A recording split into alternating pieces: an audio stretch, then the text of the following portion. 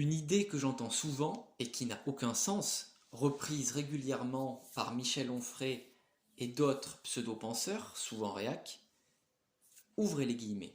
L'émotion est ce qui nous interdit de penser. Fermez les guillemets. Onfray a dit ça récemment chez Laurent Ruquier, une émission qui je crois n'existe plus depuis quelques mois. Mais je répète, l'émotion est ce qui nous interdit de penser. Comment un intellectuel peut-il dire une bêtise pareille? Il faut rappeler l'évidence. Sans émotion, il n'y a pas de pensée. Et pourtant, bien que totalement erronée, c'est une affirmation à la mode. Elle est presque toujours utilisée contre celui qui a un sentiment de compassion dans le but de le faire passer comme étant irrationnel. Ce qui peut aussi parfois être le cas, mais ne l'est pas nécessairement.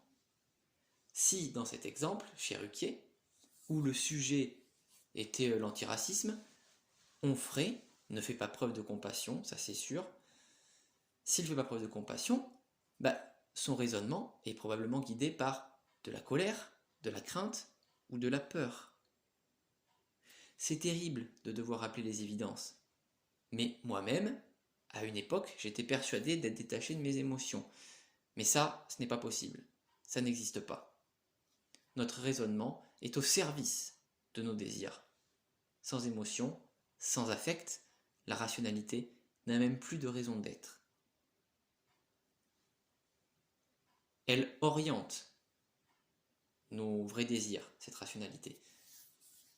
Mais ils sont toujours là, derrière. Ils sont un peu comme la face immergée de l'iceberg, on pourrait dire.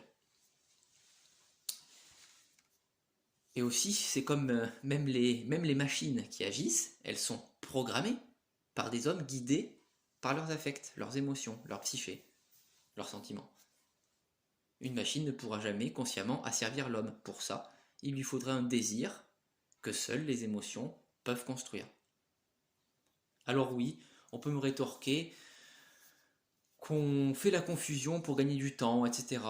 Il n'empêche que pour un public non averti, cela aura un effet négatif.